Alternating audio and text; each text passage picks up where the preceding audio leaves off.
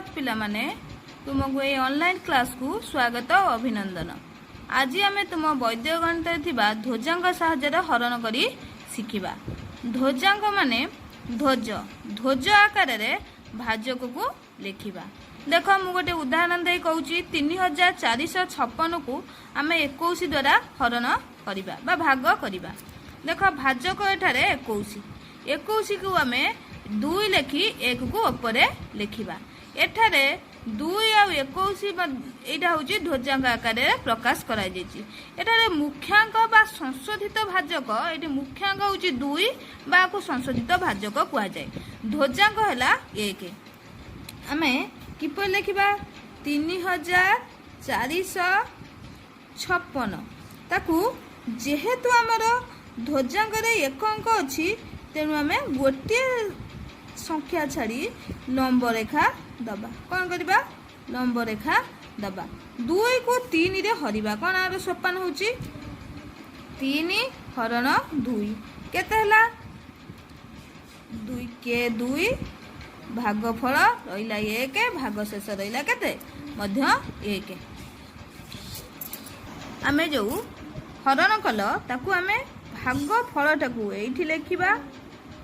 1 भाग शेष टाकू एठी लिखिबा 1 केते हला हमर आ एठी हला 1 4 14 14 रे कोन करबा आमे 14 रे जो भागफल आउ ध्वजांग को हरण करबा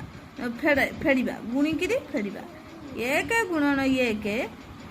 समान केते हला 14 रु 1 गला आ रहिला केते 13 केते रहिला 13 से 13 सहित आमे केते हरण करबा 2 को हरिबा केते रहिला हमर 6 और 1 6 को लिखा ये लिखा भागफल ये लिखा ये 2टी संख्या मझे लिखा भाग शेष। तब चतुर्थ स्टेप आम है 1 5 15 15 आम कौन करवा से भागफल को ध्वजांग सहित गुणी 6 गुणन 1 वियोग करवा केते रहिला 6 गला केते रहिला 15 रु 6 गला आ रहिला 9 9 को कौन करवा 9 को ये 2 द्वारा हरिबा केते हला 9 2 4 8 1 9 ये लिखा 4 ये लिखा केते 1 केते हे गला 1 6 16 16 को कौन करवा 16 को 4 आउ 1 सहित गुणिकी वियोग करवा केते रहिला 16 रु 4 गला आउ रहिला 12 हमें 12 टाकू एठी लिखिबा एटा हला भाग शेष इडाला भाग फल बुझी पाइला समस्ते। तापर आमे 2 नंबर प्रश्न को जीवा। 2 नंबर प्रश्न अछि 8948 रे 53 हरिबा। एठारे 53 ध्वजांग आकार प्रकाश कले कौन हबो 53 को किपर लिखबा आमे 5 ऊपर 3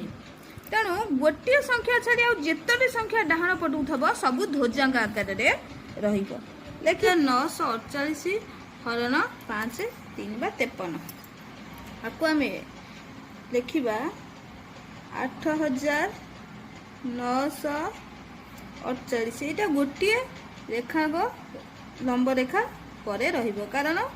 जेहेतु ध्वजांग आमर 1 अंक अछि ये लिखा 5 ऊपर ध्वजांग यहाँ हूँ संशोधित भाजक आपको आम 8 रे 5 हरिबा केते हरिबा 5 हरिबा 8 5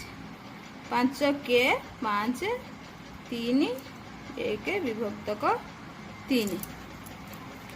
ये लिखा 1 ये लिखा 3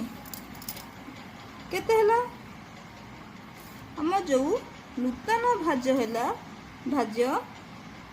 3 9 39 39 कौन करवा आम जानिच यही भागफल को गुणिकी 1 गुणन 3 वियोग करवा केते हला 3 गले 36 तेणु आम 36 रे कौन करवा 36 रे 5 हरिबा 5 16 ଦବା 30 এই ରଖିବା 6 এই ଦୁଇଟି ସଂଖ୍ୟା ମଝିରେ ରଖିବା ମଧ୍ୟ 6 ତାପରେ ହେଲା ଆମର 64 କେତେ ହେଲା 64 ରେ 6 3 6 ଗୁଣନ 3 ଗୁଣିକିରି 18 64 ଫେଡ଼ାଣ 18 କେତେ ରହିଲା 64 ରୁ 18 ଗଲା ଆଉ ରହିଲା 46 46 ରେ 5 ହରା ହେବ କେତେ ହେବ 5 ହରା ହେଲେ 8 5 40 5 ଅଷ୍ଣା 40 ବଞ୍ଚିଲା 6 ଏଇଠି ଲେଖା ହେବ କେତେ 8 ଏଇଠି ଲେଖା ହେବ 8 ଏବଂ ଏ 4 ଆଉ 8 ମଝିରେ ଲେଖା ହେବ 6 କେତେ ହେଲା ଆମର 68 କେତେ ହେଲା 6 ରେ 8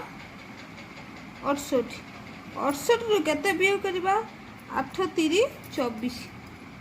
24 ବିয়োଗ କରିବା 24 ବିয়োଗ କଲେ ଆମର କେତେ ରହୁଛି 44 ଆମେ 44 ସିଧା ଏଇଠି ଲେଖିଦେବା এইটা রইব ভাগ শেষ